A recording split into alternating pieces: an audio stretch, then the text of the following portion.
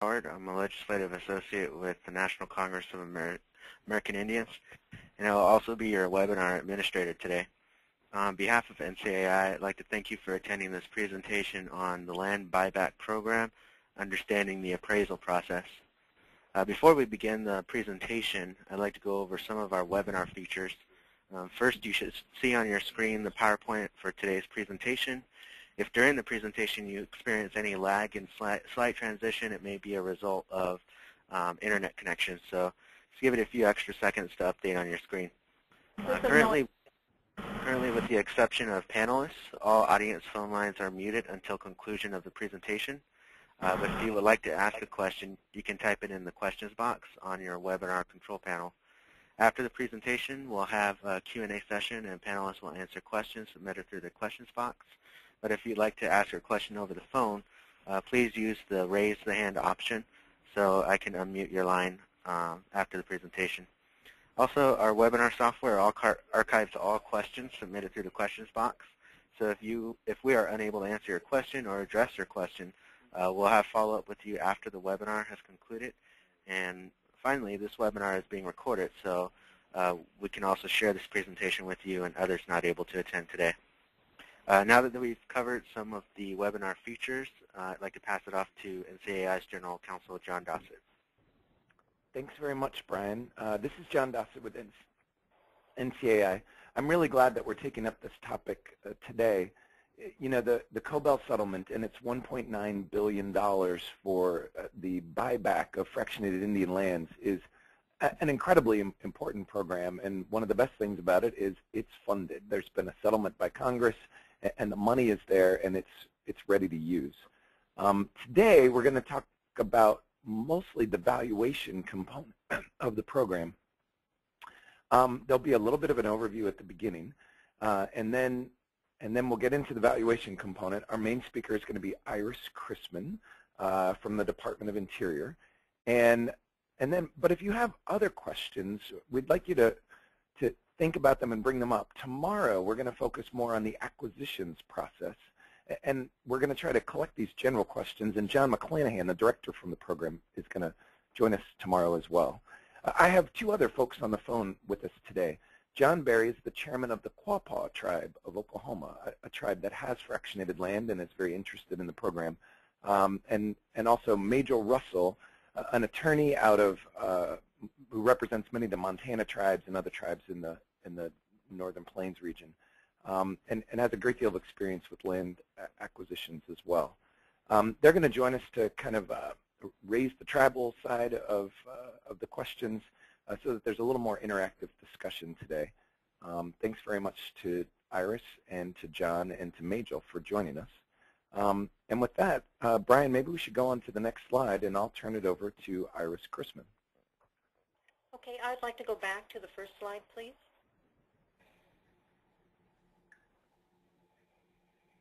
Thank you. First of all, I would like to thank the National Congress of American Indians for allowing the buyback program to present, and we appreciate the opportunity to share information. This webinar, as explained, is to cover valuation process, how the appraisal is developed and written, and how and why the appraisal process steps are a part of the buyback program. I am Iris Crisman, and I will be your presenter. My background is in appraising and land use planning for over 20-some years, and I'm the Deputy Director of the Office of Appraisal Services Buyback Program. Next slide.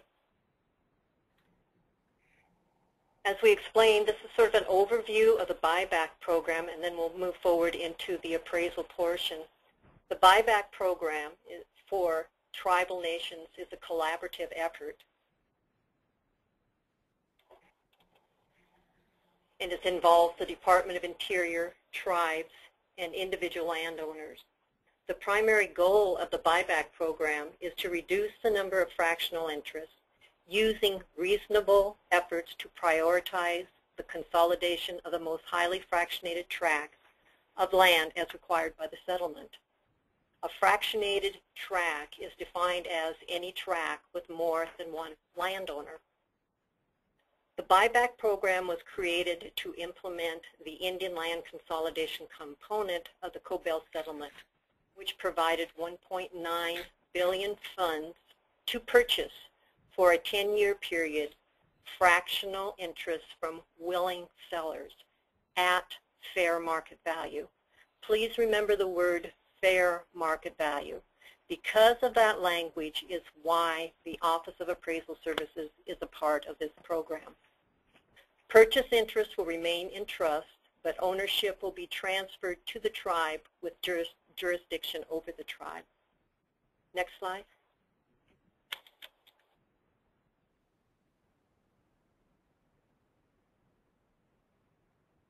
There are about 150 reservations with 92,000 fractional tracts containing 2.9 million fractional interests.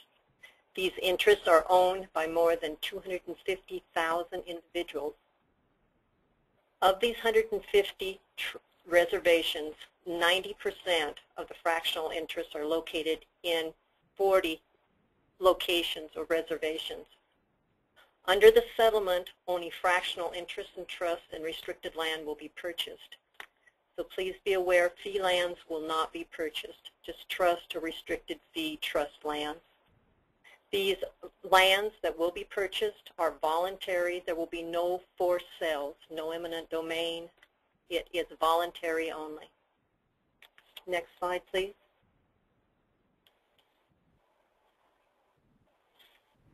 Tribal involvement. Tribal involvement will be crucial for the success of the buyback program. And again, this is outside my area. I'm just covering it so you have a little bit of background of the tribal involvement. Tribes will be involved in the programs in various ways. They will be able to identify tracts of land as priorities for acquisition. While the department will strive to incorporate these priorities, acquisition will be dependent on the number of willing sellers.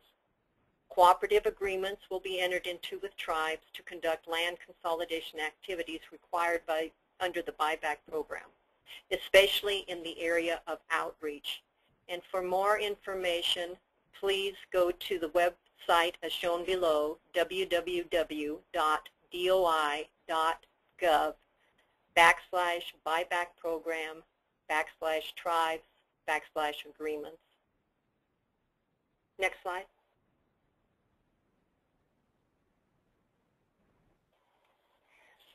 As you can see, there are 4 phases of the buyback program at each reservation, beginning first with outreach, land research, land valuation, where appraisals comes in, and land acquisition. Outreach, beginning, is a dissemination of information to increase an overall awareness of the land consolidation aspect of the settlement. It's to advertise the buyback program, find willing sellers, and get tribal priorities as to what type of fractional tracts they wish to have purchased. Land research is a collection of data, identification of fractionated tracts that contain purchasable interests, maps depicting tracts on the reservation. These maps will facilitate the valuation process, showing acreage, subject properties, land use types. The land valuation is the process that determines the fair market value. Once these opinions of value, appraisals, are completed, then land acquisition comes into play, and is to purchase the interest in fractional tracts valued in Phase 3 land valuation that individuals would like to voluntarily sell. Next track. Next slide. Thank you. What we'll be covering are 8 questions, more or less, and it is, what is appraising? We'll start in, what is appraisal services? Why do you need an appraisal? Who is responsible for land valuation? What qualifies an appraiser to estimate a value?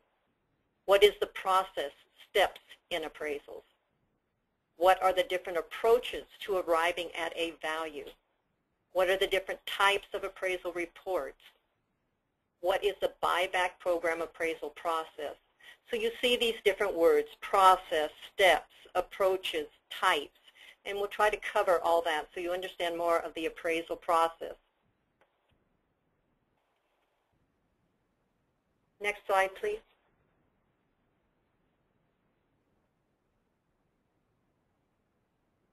Before we get into what is an appraisal, I just wanted to show you the OAS organizational flowchart and how it is organized. You will see at the top of the flowchart is the director of OAS.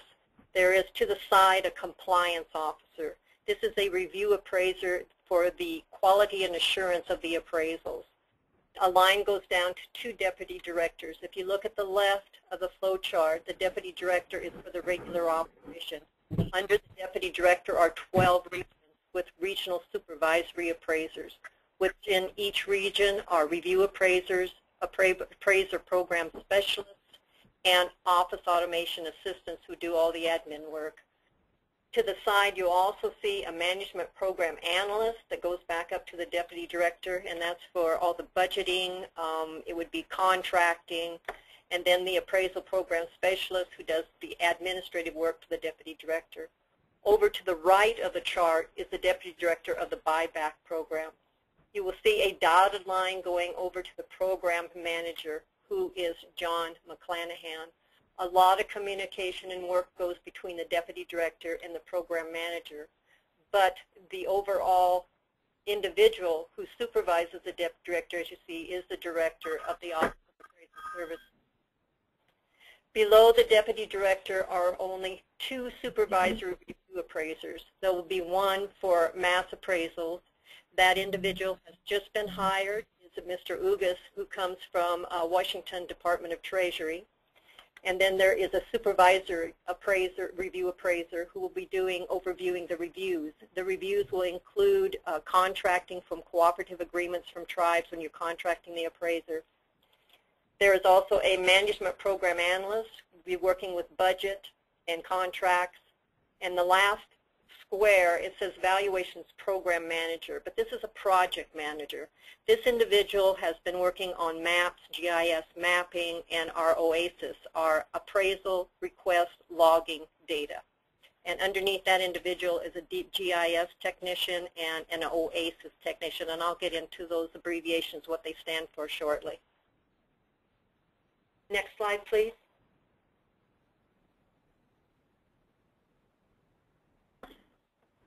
The Office of Appraisal Services, the term appraisal services covers a variety of different types of assignments.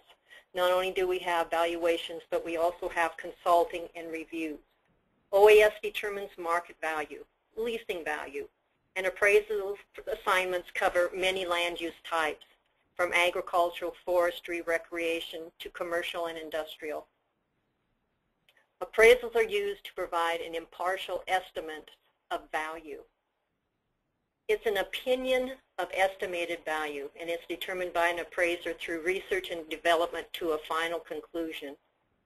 The appraiser looks at each parcel of land in that it is unique in its location and composition. Land is physically immobile, land is durable, and the supply of land is finite. So that's what we're looking at when we're going into an appraisal. An appraisal is required to provide the beneficiary and DOI with information on value of the land to support trust land transactions. Please remember, in any sort of valuation process in the regular operation within OAS, there are 2 components. One is the administrative component, and in that I'm talking about BIA, and then the other component is the technical component. It is the same with the buyback program. The buyback program is the administrative component. The appraisal services is the technical side of land valuations. We receive our requests from the buyback program, and we write appraisals. Next slide, please.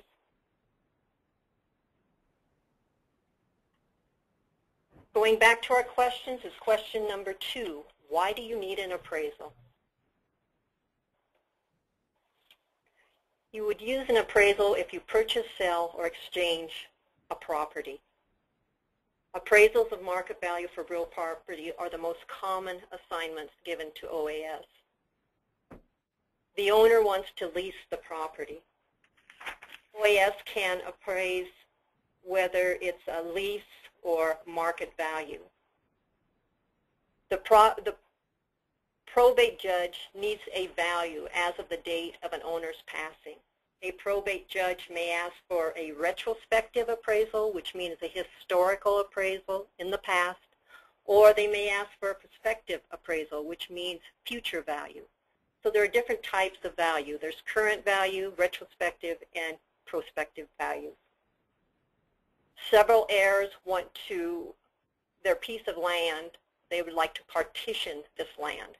Suppose you had 160 acres and the heirs would like to subdivide it into 4 partitions. So they send a request to, it would be the buyback program, or in the regular operation, I should say, it would be to OAS, asking for 4 separate values of 40 acres each. Someone is using the land without the owner's permission. It's a trespass. It's a proposed trespass. For an example, a survey was never completed on property A. The landowner on property A decides to sell and requests the survey. The survey reveals that a school building on property B extends 10 feet onto property A. The client then requests damages. So then OAS would go ahead with an appraisal as far as damages. Next slide, please. Another example for appraisals definitely are rights-of-ways. There are quite a few rights-of-ways easements across trust land. It could be a power company with a transmission line, or a substation, or an access road. It could be an oil or gas company, pipelines, fiber optics, or telecommunication sites. A tribe would like to exchange a property with a landowner for another piece of property. An example is a tribe working on purchasing land for elk migration through a reservation, and one tract is fenced while all the other tracts are open range. The tribe in this case would like to exchange the property for another piece of property. Next slide.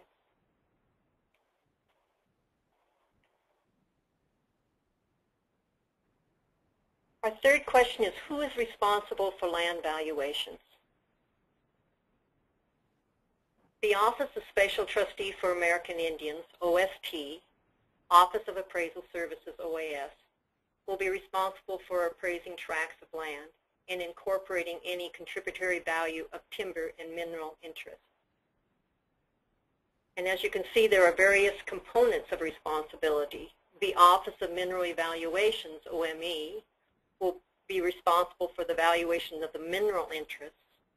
And then we have BIA and the 638 compacting contracting tribes are responsible for providing timber values. All appraisal methods used by DOI will conform with the Uniform Standards of Professional Appraisal Practice, which we call USPAP. The Uniform Standards of Professional Appraisal Practice is a generally accepted standard for professional appraisal practice in the United States.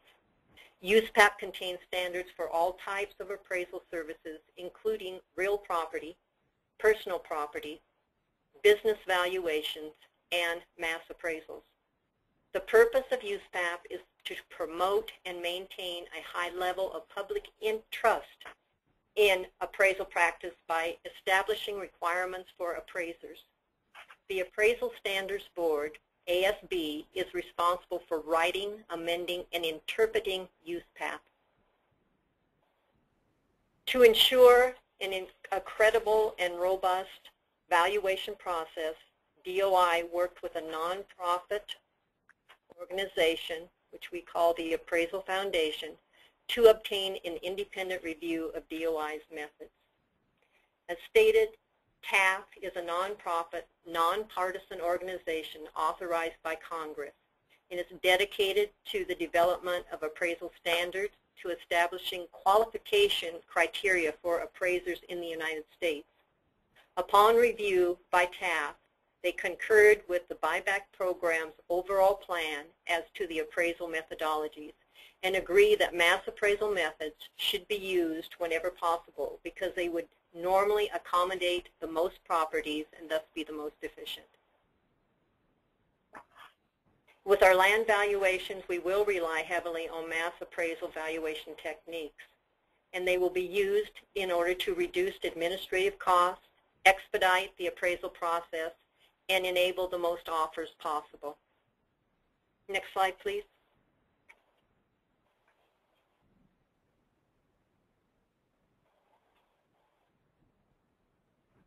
What qualifies an appraiser to estimate value? Of course, you know there are different types of appraisers. There's the appraisers in the private industry, and then there are federal appraisers. There are also appraisers who work for the assessors within the counties throughout the United States. A federal appraiser, there are 3 different levels. It can be a trainee, a licensed residential appraiser, or a general certified appraiser. With a residential, and it varies from state to state. These are just some numbers that I pulled out of Washington State. A residential requires 24 months and 2,500 hours of experience under a supervisory appraiser, plus 200 hours of real estate appraisal courses. A state certified general, 30 months, 3,000 hours with 1,500 hours in non-residential experience, 300 classroom hours. Also, just recently, in most of the states, an undergraduate degree is required. The federal appraiser not only follows USPAP, they also follow what's called the Yellow Book. This is the Uniform Appraisal Standards for Federal Land Acquisition. So most of the time it is used with rights-of-way. With the buyback program, we are following USPAP standards, not Yellow Book. We also follow 49 CFR Part 24. This is the Uniform Relocation Assistance in Real Property Acquisitions for Federal Land. 25 CFR, which is the Code of Federal Regulations for Indians. Within the department itself, we have appraisal policy manuals and policy directives that a federal appraisal follows. Next slide, please.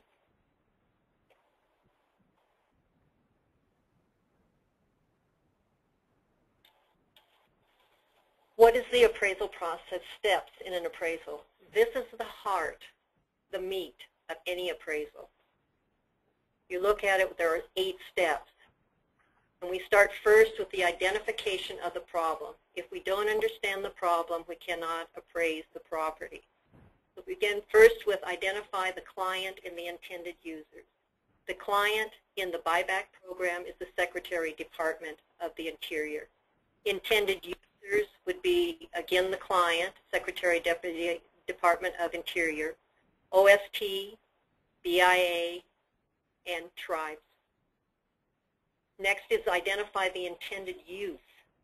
What is the use for this appraisal? It's to estimate the market value of the fee simple interest to provide the client, Secretary Department of Interior, with a value estimate that meets USPAP guidelines for possible acquisition purposes under the buyback program. So we have our intended use. And then we go into identify the purpose of the assignment. In other words, what's the type of value? In our case, it's fair market value. And the definition of fair market value was following the Uniform Appraisal Standards for Federal Land Acquisition, as I call the Yellow Book. There are other types of value. There's value in use, there's investment value, but with the buyback program, we are doing fair market value. Identify the effective date of the opinion. Effective date means the current date. Explaining before in the previous slides, retrospective, historical date, prospective, future date. We are looking at the effective current date. Identify the relevant characteristics of a property. The subject property is the focus of an appraisal assignment, and there must be a clear understanding of the nature of that real property. The rights being appraised, the location and other physical characteristics, the size, the location, the production, the economics of the area, the legal characteristics, if there's zoning, restrictions. These are very important characteristics of the property. Going over to assignment conditions. The disclosure of assumptions and limiting conditions is of utmost importance, so the client is aware of omissions and inclusions in an assignment. We have extraordinary assumptions and hypothetical conditions. And it's extraordinary assumption as it directly relates to the assignment, which, if found to be false, could alter the appraisal's opinion or conclusion. These assumptions usually arise as a result of the uncertainty of the appraiser's part about the attributes of the subject property. For example, here's on one of my appraisals. Some of the properties that are the subject to this appraisal do not have legal access, and some others have questionable access, as stated in the respective title reports. At the direction of the client, in this case it was a tribe, the appraiser of record is to assume that all the properties that are the subject of this appraisal have legal access. That's an extraordinary assumption. A hypothetical is a condition directly related to the specific assignment, which is contrary to what is known by the appraiser to exist. It's false, but it is used for the purpose of the analysis. An example is valuing trust land as fee simple. This is an example. And the reason being, with trust land, there are very few sales. So in order to come forward with a market value, we look at sales with fee simple properties. This is the identification of the problem, going into the scope of work. The scope of work is the type and extent of research and analysis in an assignment. It's the extent to which the property is identified. The extent to which is it inspected or it's not inspected. The type of data researched, the extent to which the analysis is carried out, the research. So this is the scope, and within the scope also we talk about the approaches of value, whether we move forward with a sales approach or an income approach or a cost approach. We need to say exactly what we're doing in this assignment. Collection, data collection, and property description. You'll see there's market area data, subject property data, and comparable property data. Usually an appraiser looks at the larger picture. We look at the general characteristics of the region, the city, and the neighborhood. The economy, the geography, the transportation, if there's recreation, wildlife, population, climate, healthcare, water supplies, community services, education. This is the larger picture. Then we look into the smaller picture, going into concentric circles down to the neighborhood, the surrounding land use, the location, the transportation, and finally we come to the subject, the present use of the property, the zoning, if there's any environmental issues, the utilities, what is going on with that subject property. And from there we can look at comparable sales that are similar to the subject property.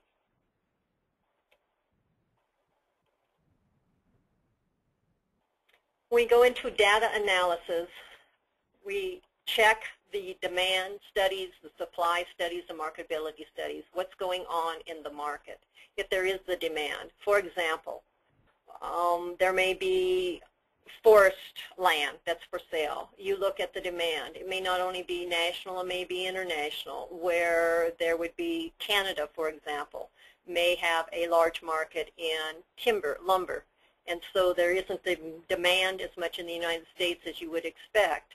These are different demand studies, supply studies that we look at when we're determining value. Then we finally end up with the highest and best use analysis.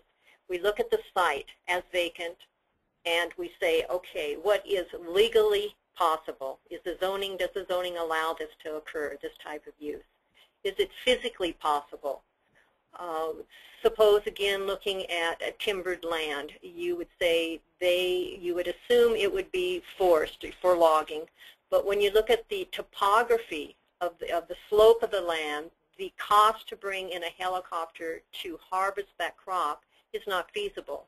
So then you look at the property again, and you do determine whether it should be maybe recreational, and it would be, the forest would be an amenity to the recreational value, so the highest and best use could be recreational. So you have legally possibly, physically possible, maximally productive, and financially feasible. These are the 4 tests you look at for the highest and best use. Going to, yes. I guess with this highest and best use, I'm assuming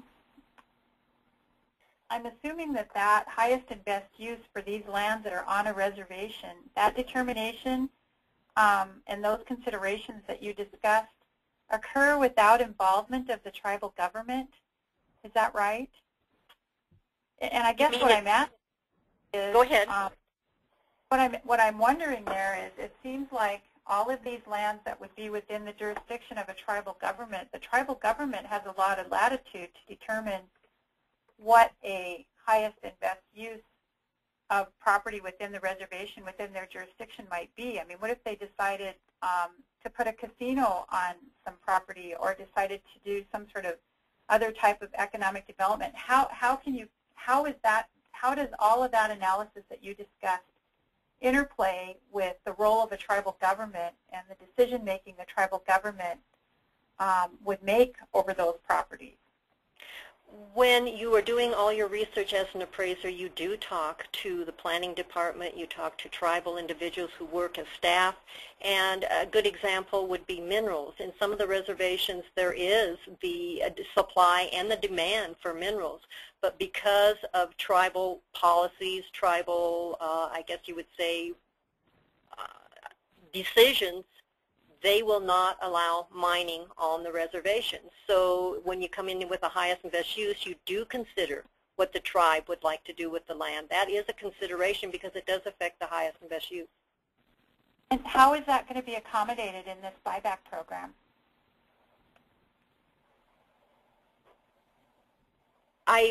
Usually when the buyback program, the tribe is working with a cooperative agreement, or they move forward with priority tracts. At that point, we do sit down and we talk to the individuals as far as the tracts that they have chosen. So an example with a cooperative agreement, when they do move forward with a contract for an appraiser, there's a pre-conference. The appraiser, in case I have gone out to a couple of tribes, we sit down with the contractor, we sit down with the tribes, and we discuss these priority tracts. Just one more question. Say I, as an individual landowner, have a tract of land that is, say, adjacent to a major fishing access, and I think the highest and best use of my land is to have a campground or some kind of development. So I believe that that should be factored into the value. Is there any way that you're going to be able to work with individual landowners at all in this whole process? Or are they sort of, I guess, basically just waiting to see what those values come out to be without involvement? With your example, that would be not a mass appraisal. It sounds more like a site-specific. So in that case, you would see what's going on with adjacent land, if there really is a market for what you suggest as a highest and best use. And in this process, would the landowner request that, or how would that happen? How would that consideration come into play here? It's a good question, and I do not have an answer to that, so I will have to get back to you if the landowner does come into play there. Okay, thank you.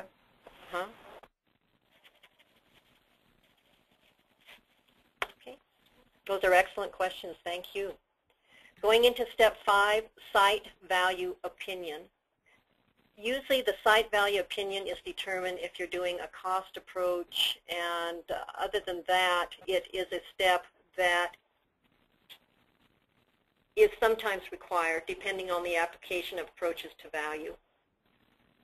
Now we go down to the application of approaches to value, the sales comparison, the cost, and the income capitalization. On the next slide, I will be talking about these individually, so I'm going to hold off on these 3 approaches because there's more involved in these 3 approaches. With the 3 approaches, you may come in with different values far apart. There is a reconciliation of these value indications, and the appraiser does the analysis and comes up with a final opinion of value. In certain cases, it could be a range of values. In other cases, with the similarities and dissimilarities of the subject of the sales, you could have a site-specific value, It does depend on what you finally end up with, the different comparisons, the approaches, and with your sales comparison approach. The final reconciliation is the last phase of any valuation assignment in which two or more of the value indication derived from the market data are resolved into a final opinion of value. Next slide, please.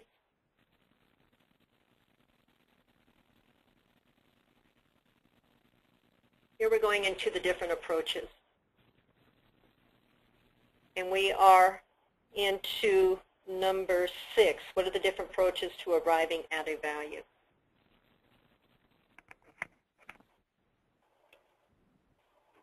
The sales comparison approach is based on an opinion of value of what similar properties, otherwise known as comparables or comps, in a vicinity have sold recently. The sales approach is the most useful when a number of similar properties have recently sold in the subject property's market. The appraiser produces a value indication by comparing the subject with the similar properties. There will be an adjustment for similarities and differences between the subject and the comparables. So suppose you have a subject property of 80-acre parcel of dry crop. The sales in the area around the 80-acre parcel may be dry crop, they may be irrigated land. So if you only have a certain number of sales, you can make adjustments for these differences in the comparables. Maybe a plus, maybe a minus, so you finally come up with a final value. I wish I had an example here, but I didn't put one in. The cost approach. This approach seeks to determine how much a property would cost to replace or rebuild after subtracting accrued depreciation. The value of the property is derived by adding the estimated value of the site. Remember, on our 8 steps, we added the value of the site to the current cost of constructing a reproduction or a replacement for the improvements. Then you subtract the amount of depreciation. This has to do with the deterioration or obsolescence of the building. The income approach. I have a question on the cost approach. Yes. I think there's been some confusion, at least with the tribes that I've been working with, and this is Majel Russell, regarding improvements on the property. So we have lots of trust lands on reservations that have homes, barns, water development, irrigation systems, pivots, and we have had, I guess, mixed responses to whether or not those improvements are going to be included in this evaluation process, and it sounds like you have a method to do that. So has there been a determination that these improvements are going to be considered, and are tracts with improvements part of your list of purchasable properties or purchasable tracts? Okay, we're still in the process of writing the language. In fact, I just received an email this morning. So can I hold on that question? As far as I know, when we first talked about buyback program, we would not be valuing improvements. And I guess a second part of that question would be, you know, I don't know who all is on the phone with DOI, but there's always been a question about whether or not DOI's appraisal responsibilities include improvements in buildings and those items that I mentioned, that there had been an approach to separate the improvement from the land and just appraise the land alone without the improvement, which is obviously common law.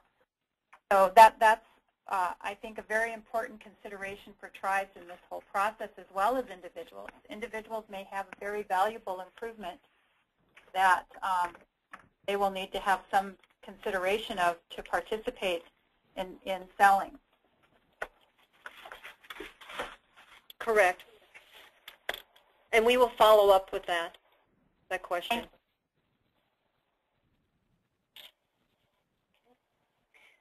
The income approach is our last approach. When a property generates income for its owner, that income or potential income helps to substantiate, calculate, or identify the market value of the property.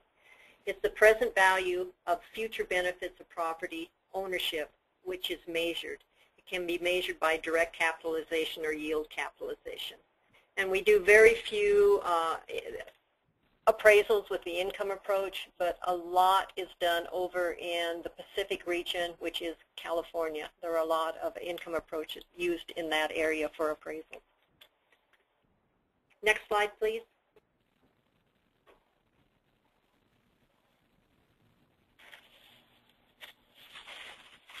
Okay. What are the different types of appraisal reports? You've seen different terminology. They talk about methodologies, they talk about types, they talk about approaches, they talk about techniques. Types of appraisal reports. A type of report, they depend upon what you write, will have different standards, but you're still using the same approaches to value. You will use a sales, a cost, or an income approach, no matter what type of report you're moving forward with. The mass appraisal is using multiple regression. It's an automated valuation model where you develop all the data up front, your sales data, your subject attributes, you put them together in a model, and then the reports are processed out. It's similar to the assessor's office in the counties across the United States where they do ad valorem taxes. There's also mass appraising using paired sales, which is market studies. Going back to the AVM, the automated valuation model, this follows standard 6 of USPAP. While the mass appraising using paired sales, a market study, it will follow standard 1 and 2 of USPAP. There's also what's called a project report. A project report is used to be used a lot for rights-of-way, and it was established in order to work with rights-of-ways and easements. It's for condemnation, eminent domain. It's the uniform standard appraisal standards for federal land acquisition. And with the project report, a lot of times it's used if there are not very many sales. You need quite a bit of data with a mass appraisal approach. Well, with a project report, you can have less sales and still come out with credible reports. At this last bullet, what they're talking about is site-specific reports. These are uniform standards for appraisal practice. It's standard 1 and 2, site-specific reports. When we talk about reports, the report options, it can be a written narrative, a form report, or an oral report. The self-contained summary in restricted use are narrative reporting options. Self-contained is a very involved report. Most of the time it contains over 100-some pages. Everything is included in that self-contained report. A summary is less than a self-contained, but a reader would still be able to understand what you have, what the problem is, what you've appraised, and coming out with the final value. A restricted use report is very, very minimal. It still follows USPAP standards 1 and 2, but it's lighter than the summary or self-contained. And in most cases, if there's more than one client, you would need the appraiser's work file to understand a restricted use report. Next slide, please. Yeah, this is John Barry. Before you go to the next slide, in the old buyback program, we had a mass appraisal on our reservation. Is it possible to still use those, or is there any thought about how to update those? If you used a mass appraisal and went through and you do have a model with all the data in place, you would just update the data in the model and you should be able to move forward with it. If it is actually a mass appraisal with a multiple regression and you're doing ratio studies, you've done the statistics, and it has a master report, and from that report comes individual reports. And we can look at it. I don't see any problem with reviewing it, seeing if we can bring it up to date. I have a similar question. In the state of Montana, as well as I'm sure most all of our states, the NRCS has prepared a market analysis for the entire state. It's a statewide market analysis.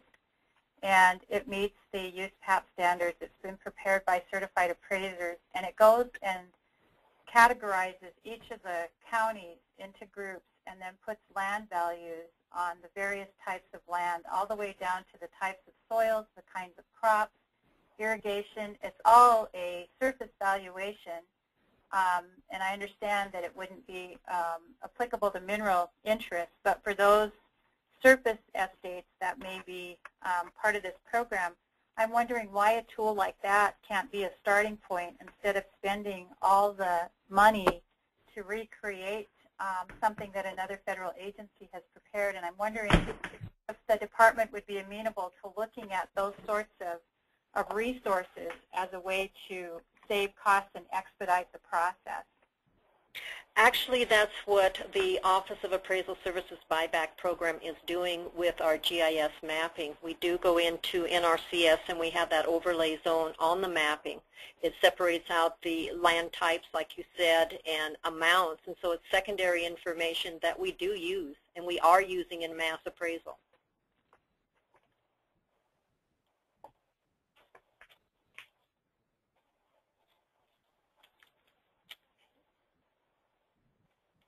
Okay, now we're going down to what is the buyback program appraisal process. Here is sort of a flow chart of the buyback program appraisal process. You see at the top in the green, there are 3 boxes in green. This is the GIS mapping layer that comes from ArcGIS.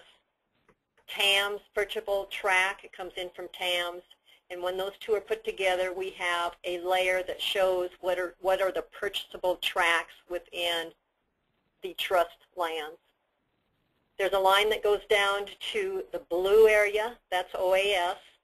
So if we have purchasable parcel layer, then we go into the S&B tracts, surface, B being surface and subsurface, and check to see if they're homogeneous, the characteristics of those tracts, if they're amenable to mass appraisal. If they are, then we go on down to the S&B tracts and we start an appraisal process. If they're not, then that goes over to phase 2, which is site-specific appraisals. Also, over in the left side of the chart, you will see a sort of a pink-red area. This is the minerals. So Office of Mineral Evaluations, they are working on their studies throughout the different reservations. If they come in with 0 value in minerals, nominal value, there isn't a market, then if it's a yes, it goes back into these tracts that are M and B. They have no mineral resource value. They can also go into a mass appraisal request. If they do have mineral value, then again they go over to phase 2 of the program. Right in the center is in orange. This is the tribal priority export tract. So the tracts are sent out, a list of tracts to the tribes. The tribes give us their priorities. From these priorities, we move forward with the appraisals. When the appraisals come forward from these S&B tracts that are amenable to mass appraisals, we take the priority tracts and then we move forward with the mass appraisals. If they are amenable, it goes down into appraisal request that goes into our data log system, and we submit a batch of all these tracts into OASIS, the Office of Appraisal Services Information System. It goes into the request process. If they're not amenable to mass appraisal, then we also ask the tribes, are they priority or are they not? If they're not, then there's no action. If they are, then we start out with our in-house appraisals, may do contract, may be doing in-house as far as individual appraisal reports requested, going again into OAS. So that particular tract, that allotment would go in as a site-specific appraisal request. Can I ask you what the definition of a purchasable tract is versus a non-purchasable tract? And we've seen this term used consistently over the last several months with all the information presented, but I don't think that we have a definition of what designates a tract to be purchasable. I do believe we have the information, and I will ask the mapping to send that definition to you, because it starts out what's mappable and a definition of what's mappable. That's what we also need, and then the definition of purchasable. I will get that for you.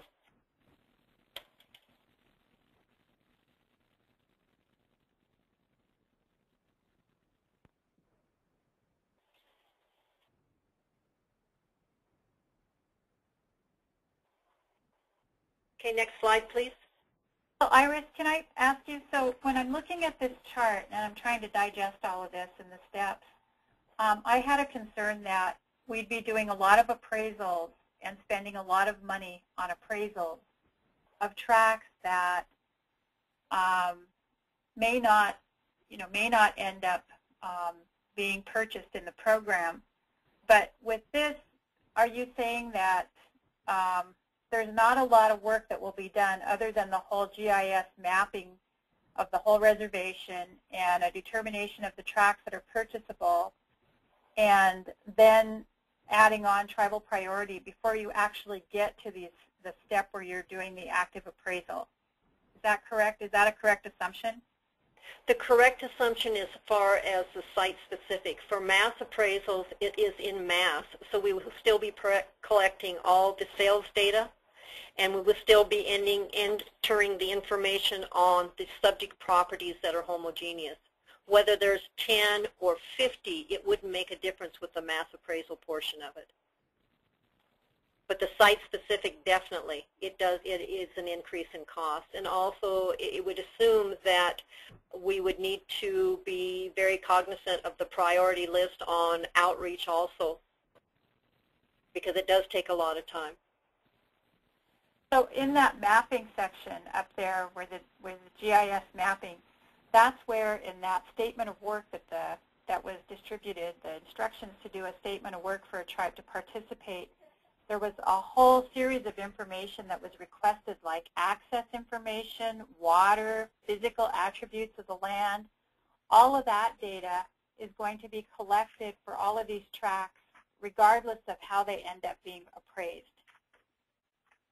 Is that right?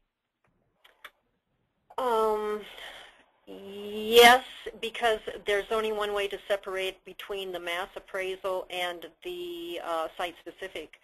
And to find out if they're homogeneous or if they're just dry crop, any of that information, it does actually assist in moving forward with the models for mass appraising. Okay. Thank you. Mm-hmm. Next slide, please.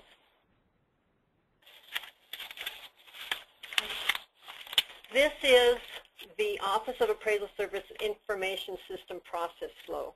It is the Appraisal Request Log. And this system has been in place since 2011 within OAS, OST, and then I believe in 2012 and 13 it's gone out to BIA. This system was created by a review appraiser within OAS who worked in Midwest.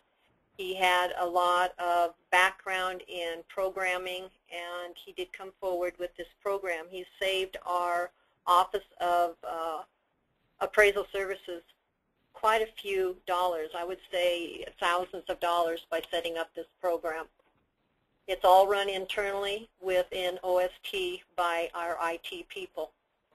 He created it in Access, and then it was transferred to Cold Fusion. So as things change and we add to it, we can do this internally. If you look at the top, it says New. This is an appraisal request. The appraisal is being requested by an official. They put it into the system. In this case, it would be land acquisitions from the buyback program. This official then brings the request, an email comes to the approving official in the land acquisition portion. They look at the request and then approve it. When the appraisal request is approved, it moves down into the queue of the supervisor review appraiser.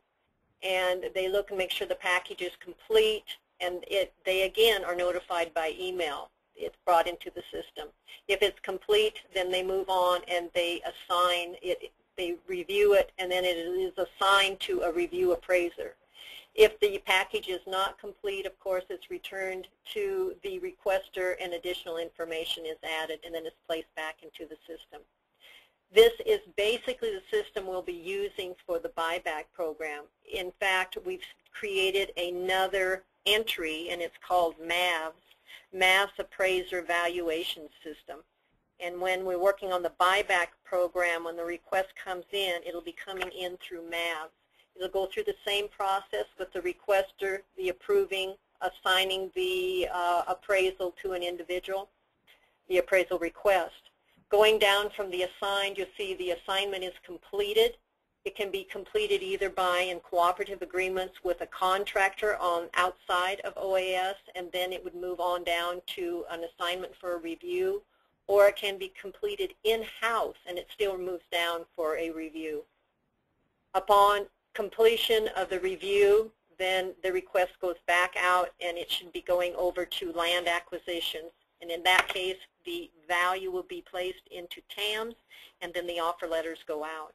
If it's not approved, the request not approved, it goes back into the process again. There are very few appraisers, if you do pre-conference statements of work, very, very detailed in with the contractors and in-house. Most appraisals have been approved. They do follow USPAP, and if they're credible reports, we move forward. We make adjustments, minor edits on the whole. Any questions on How long does it all take? the process? Very, very short time. When I worked as a supervisor review appraiser over in Pacific region, a request would come in. I would call the approving officer. If there was something missing in the package, they'd send me maybe a map that I was missing, and then I would send it on to the appraiser. It would be assigned immediately to an appraiser. I'd say maybe less than a day, a couple of hours to get it in the process and assigned. And then what we do in the regular operation is called negotiated due date. We used to have timelines, 90 days, 30 days for a review. What we do now is called a negotiated due date. We work with the client and says, what is the priority of this appraisal? And then we see how, if it's simplistic appraisal or if it's a complex appraisal, and we see how it fits in the queue.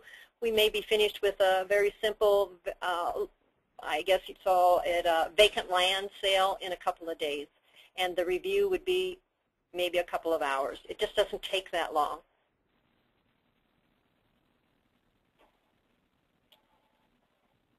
Okay, next slide, please.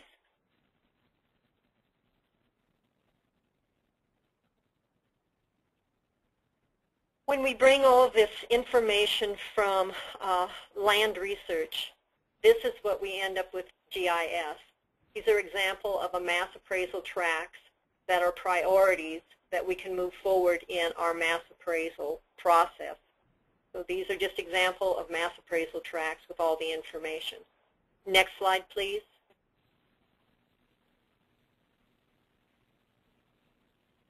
These are non-mass appraisal tracts, will be site-specific. So there's 205 that will need site-specific appraisals.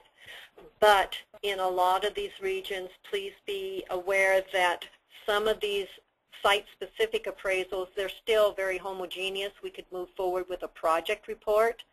And yet again, you'd come in with pretty similar values if they're all dry crop or they're all range. It wouldn't be where you would have to do a summary report for each one of these.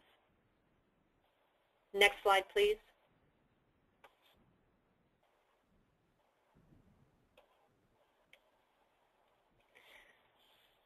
In the buyback program, we are looking at two types of appraisal development and reporting, and we've covered the mass appraisals, which would be through a model, an AVM, or you can do a mass appraisal by a market study, and then we have site-specific appraisals.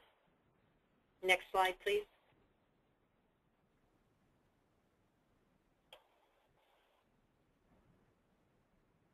Okay, the mass appraisal process is valuing a universe of properties at a given date using standard methodology. So we're going back to our methodology. What they mean by that is whether you're doing the sales comparison approach, the income approach, what approach are you using? And then employing common data, which would be the attributes of the subject property and the sales data coming in, and allowing for statistical testing. In a universe of property may be 500 to 2,000 tracts. And standard methodology, as I said, is sales comparison, or it could be the income approach. Common data, it could be all vacant land. In a highly fractionated areas, it's common to have agricultural properties that are similar in use and have active and consistent markets or comparable sales data that DOI can use in its appraisals. So most of them are non-complex. They can be pasture, dry crop, recreational, rural residential, and that are not affected by commercial timber or minerals. And adequate market data, there are enough sales to identify consistent pricing, market condition trends, and market influences. And the same array of data, remember in a mass appraisal approach, the same array of market data will be relied on in the valuation for each parcel. Next slide, please.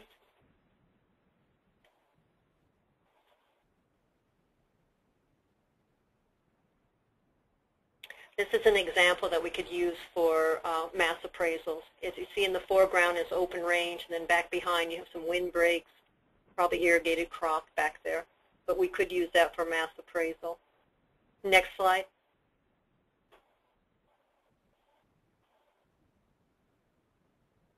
Here's another example, dry crop mass appraisal use. Next slide. Here's kind of a flow chart of the mass appraisal system.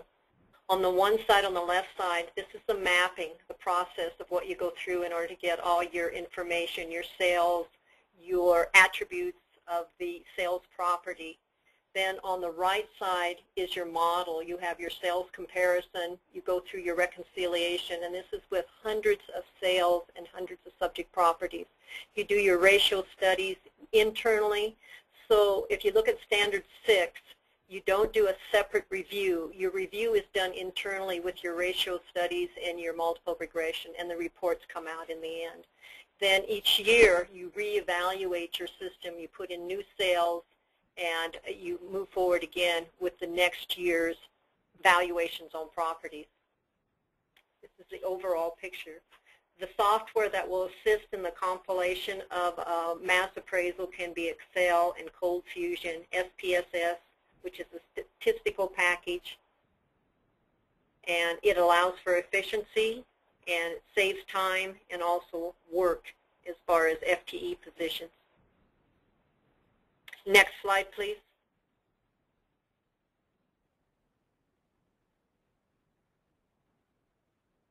Site-specific or single property appraisals. The site-specific appraisals are used on land tracts that are difficult to value in a mass appraisal situation without diminishing the efficiency or cost-effectiveness of the program. When you are doing a mass appraisal and some of these subject properties do come into the area, you'll find that your bell-shaped curve is kind of skewed, so you pull out some of these subject properties. And the reasons being for these site-specific is the complexity. It may be the commercial, industrial, we don't have enough sales and there's too much involved in coming up with a value. Or there may be limited sales. There are areas in the United States where we have very few sales in non-disclosure states. Could also be mixed use, residential and commercial on one piece of property. Next slide, please.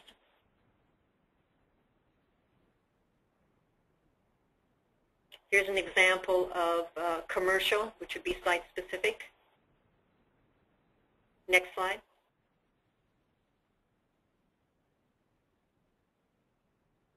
Again, urban residential. Next slide.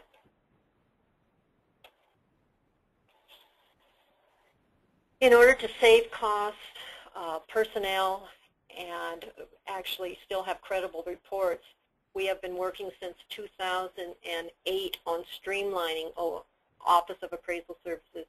We use AgWare for our sales data log software. That's where we put all our sales. It is universal, where any region can go into another region and pull the sales if we need to, or any sort of teams that go into other regions.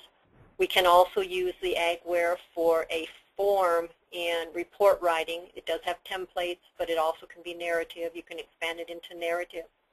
We have OASIS, Office of Appraisal Services Information System. This is our Appraisal Request Log, which integrates TAMs into the system. So when you put in an appraisal request for a particular allotment, the legal comes in from TAMs. We have also integrated the Mass Appraisal Valuation System, MAVS, which will do batch requests into OASIS. The input, of course, is a mass appraisal model with all the information, and the output will be the valuation reports for each track. We are working on ArcGIS as far as mapping and integrating it also with TAMs. These are just some of the streamlined processes we've been working on within OAS. Okay, next slide, please. Within OAS, Mr. Eldred Lafonzi is the director of OAS. You have his telephone number, and underneath him is myself as deputy director of the buyback program, and then Tom Young, project manager, who is located over in Rapid City. Next slide.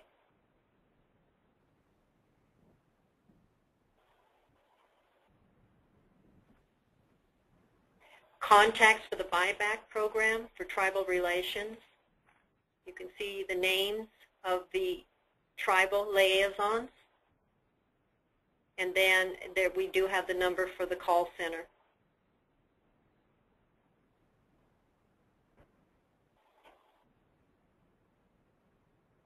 Are there any questions? Last slide, please.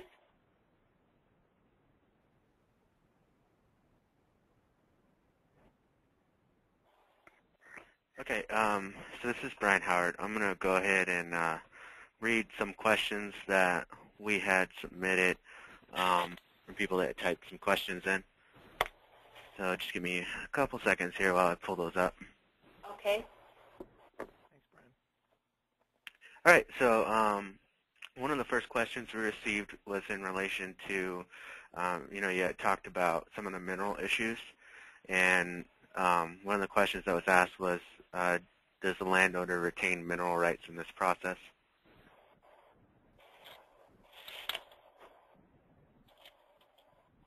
I believe we are buying the whole, but I need to double check that. Okay, and like I said, we'll have all of these questions on file and share them with you so you can do any follow-up.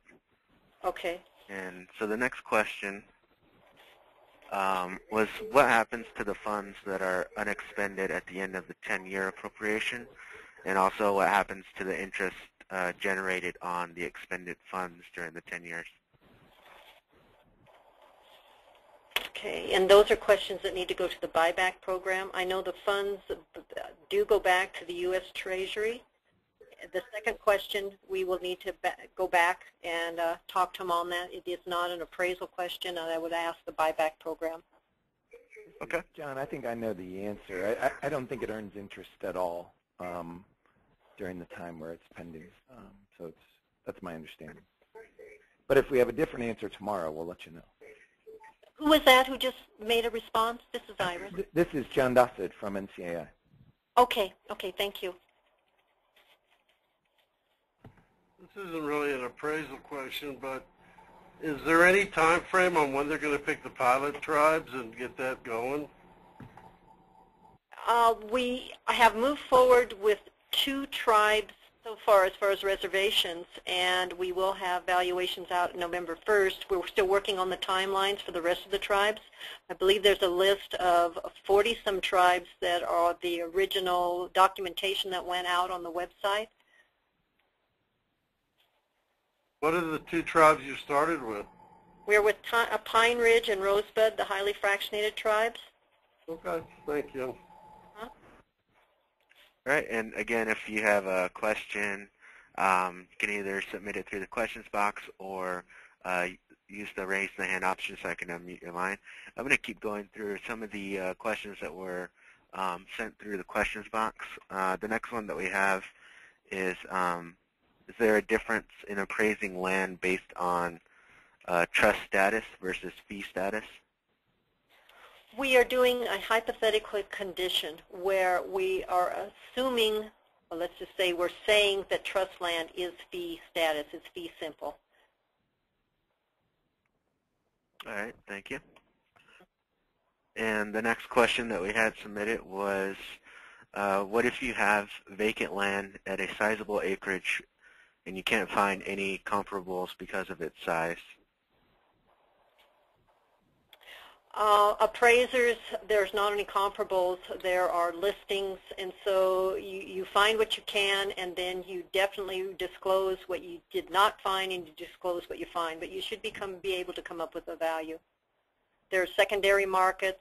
The appraisal won't be as sound as it should be, but we will still come up with an opinion of value. And remember, it is an opinion based upon our research. Okay. Will beneficiaries have the ability to waive the appraisal?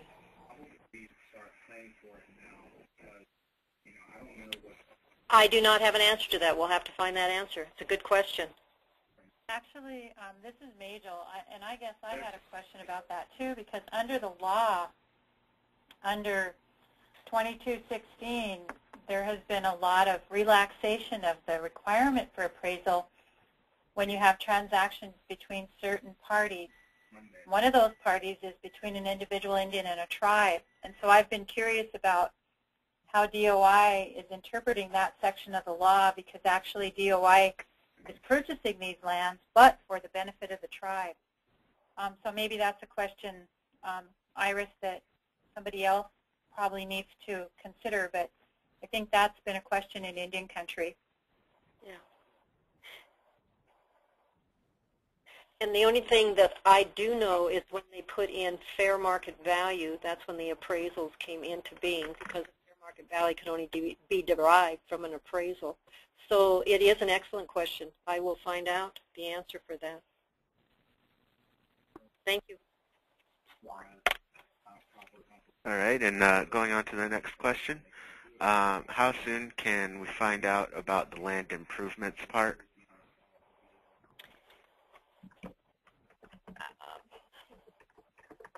It shouldn't be long at all. As I said, the administrative paper was written, and I thought it was going out, but then they had the government shutdown. So we can talk to John McClanahan tomorrow on that. That'd be great. This is John Dosser with NCAI. I know a lot of folks have been very interested in the treatment of improvements. Right. All right, and the next question we have is the appraisal shared with the seller and the buyer? As I explained at the very beginning, we are the technical portion. So there is the confidentiality issue. The appraisal goes to the client. The client determines whether they share the appraisal or not. So that's outside our realm, but I would assume since it's voluntary, I do not see why a client would not share an appraisal. There's no negotiations involved. Okay, now the next question that we have is, in this project, are the properties identified as timber going to be a part of this project? Oh, definitely. Yes. If that's on the tribe's priority list, timber is a part of the project.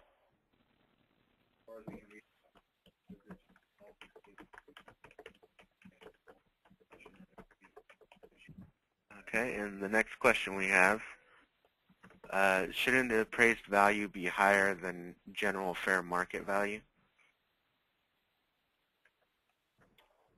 I would need more specifics in the definition of general fair market value. Okay, we can wait on any follow-up from that individual that's asking that question. I'll move on to the next one. Will tribes be reimbursed for land appraisals done by the tribes themselves as part of the land buyback program? That is in the process of being answered. You would have to refer to the cooperative agreement, and I gave you the website number for that, or the website address. I do not have an answer for that.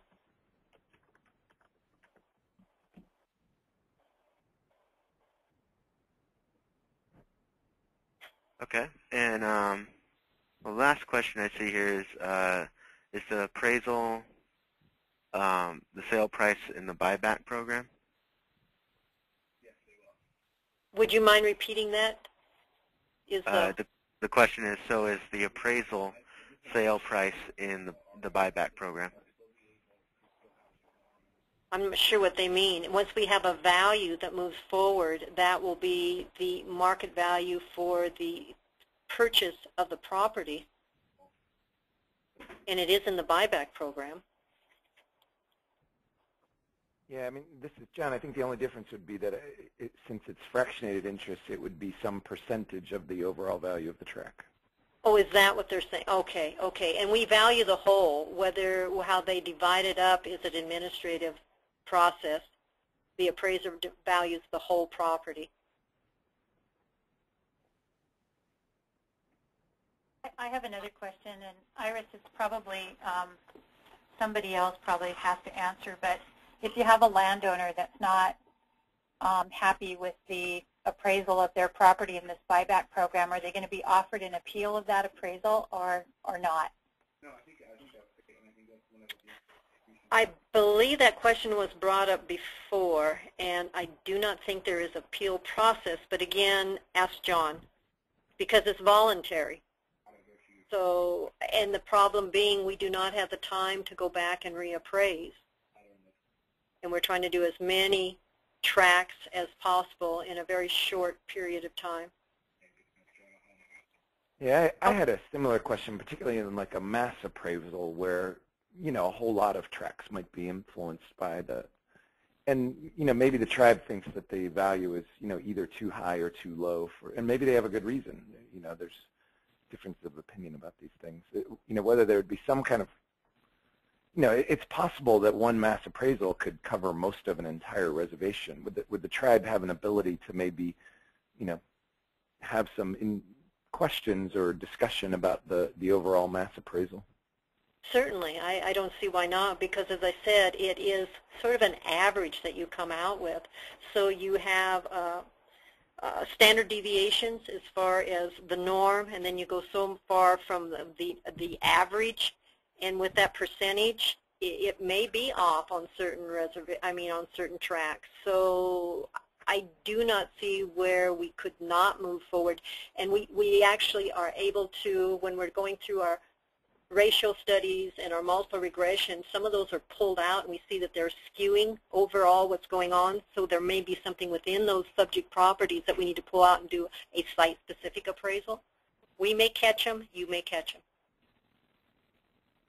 So Iris, are a lot of these, like the mass appraisal system that you talked about, is that going to happen just basically by looking at all of your GIS data and the research, and that's not going to involve a lot of activity on site, on these tracks, on the reservations? Correct. We do not have the personnel or the money to inspect every property. So it's through aerials, topography, anything we can find with the mass appraisals. You are correct.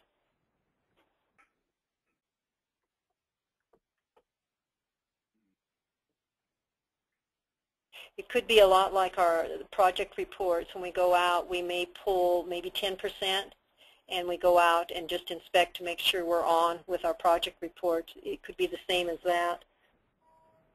I have another question. I think a lot of Indian country has been really concerned about how much money is being spent out of these administrative funds and, you know, how quickly those monies might be spent. And I understand that early on there was an agreement to send a lot of these processes that you've developed over to this TAF for their review.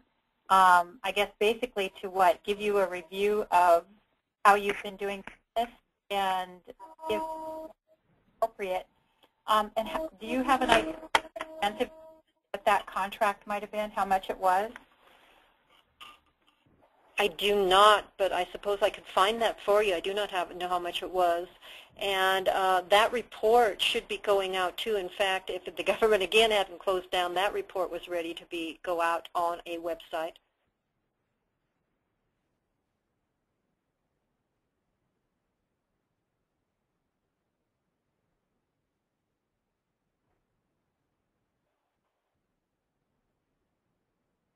So if you have a reservation that you have identified, let's take one of our large land-based reservations that's over 1 million acres, and there's a lot of that land that is not, there is not mineral potential, there is not large timber potential, a lot of grazing land, dry land, farm, maybe some irrigated crops, and you have accessed a lot of the data. How long are you thinking it's going to take to give us a mass valuation appraisal for those homogeneous tracts that you discussed earlier? How long is that process? We are right now working on the timeline, and we don't have any historical data to pull up as far as timelines. In fact, I am finishing about, I'd say 20 reservations. I hope to have a timeline to John McClanahan by the end of this week. So I am working on it, and I will have the work weeks it will take for each portion of these mass appraisals and come out with a final product. Okay.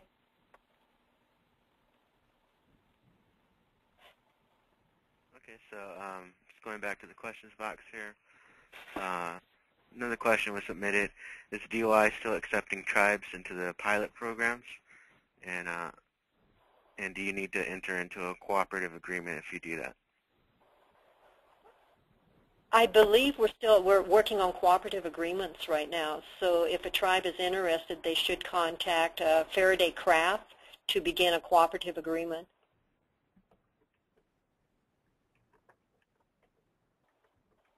Okay, and the next question we have is, will there be a minimum value established for interests that are less than a certain dollar amount? For instance, an interest in an allotment is only worth $5. Will there be a minimum dollar value that is used to make it worth it for the landowner to want to do the paperwork? Again, that's an administrative question. I would relay that to John. This is John Dossett with NCAI. I'm trying to recall, Major, you may remember this better than me, that I think the answer is yes, there is going to be a minimum payment. But that's for an offer letter of $75. Right, that's what it is. Itself. Yes. But I think it answers the question. If you have a very small interest that's only worth a nickel, why would you bother to, lick the stamp? Right. So if you had the offer letter and they have offered you for your parcel, it'd be the $75. You are correct. Right.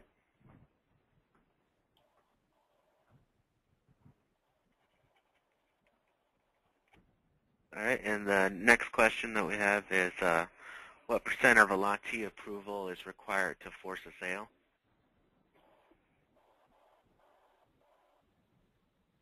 Oh, I think this one is outside Iris's scope.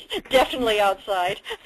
She's only dealing with, with voluntary sales. All of this program is only voluntary sales, and forced sales come up fairly rarely.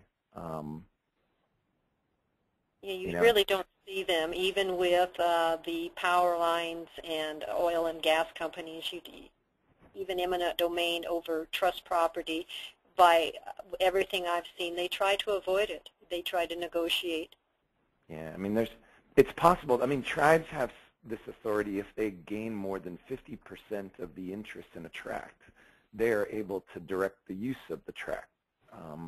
And that could, that could be that they could direct that it's going to be leased for a school building, or they could direct that it be, sold or transferred for some purpose. But those are entirely separate from this process.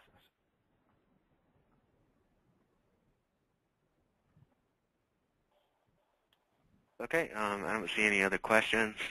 We had a lot of people asking if the presentation will be made available after this webinar is concluded, and I will send out the follow-up items related to that by COB today on the East Coast time.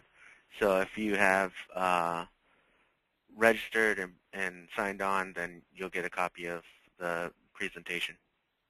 And John, I don't know if you have anything else to add, or anyone else. I just want to say thank you so much to Iris and to Chairman Barry and to Major Russell for joining us today.